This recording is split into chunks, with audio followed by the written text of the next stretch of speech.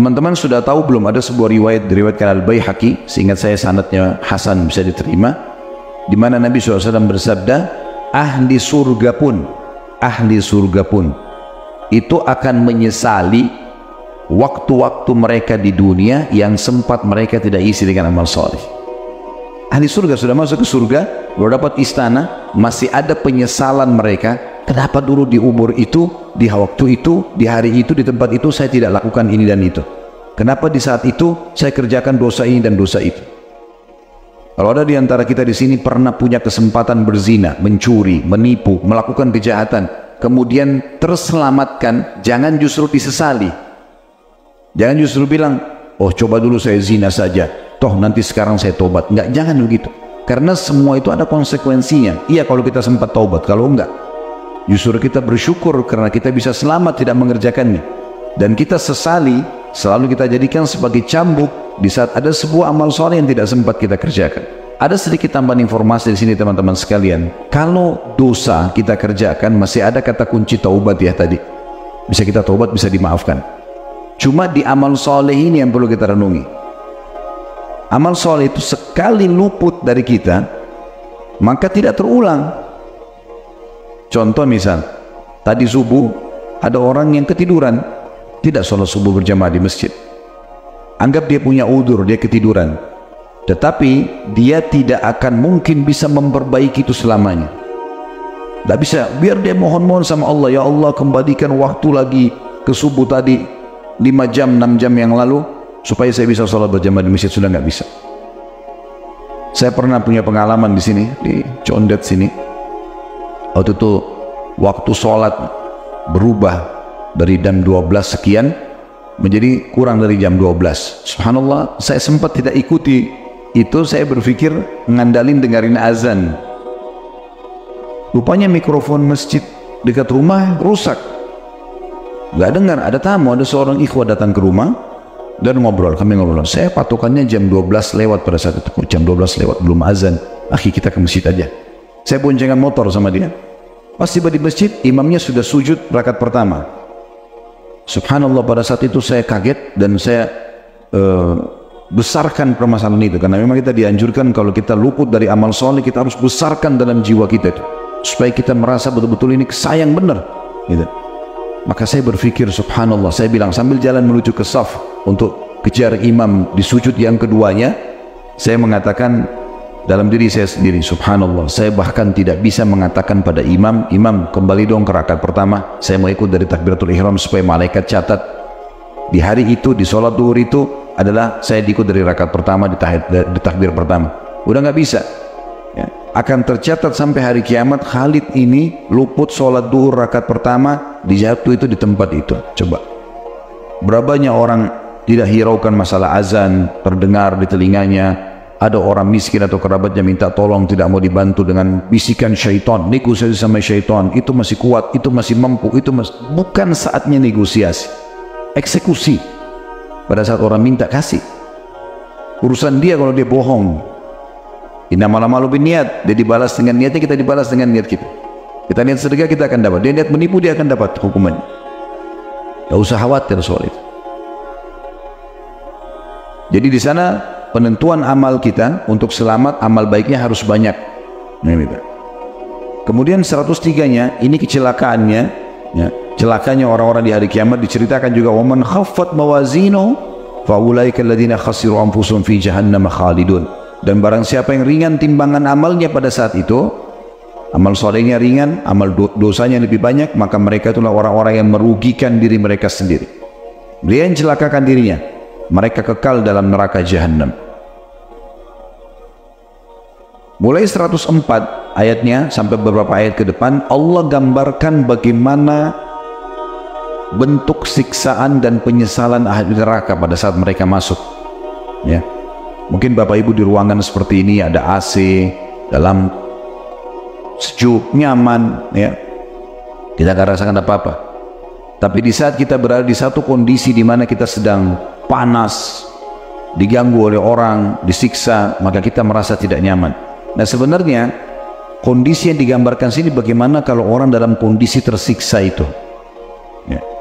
Allah menggambarkan kondisi mereka ahli neraka ini. Wa na'udzubillah, semoga kita semua diselamatkan dari api neraka ini. Allah mengatakan, ingat, ini sudah 1400 tahun yang lalu turun ayatnya, akan terus ditilawakan orang beriman sampai hari kiamat. Talfahu wujuhahumun nar wa hum fiha kalihun.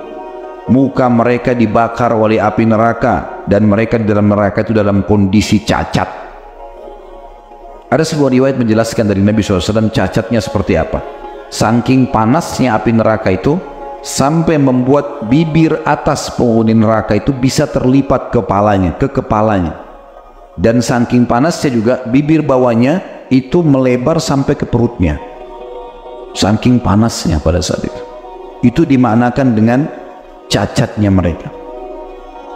Dan di sana teman-teman sekalian tidak ada negosiasi. Nggak ada negosiasi sama sekali. Nggak bisa kita negosiasi, tolong. Mungkin di penjara dunia bisa kita negosiasi.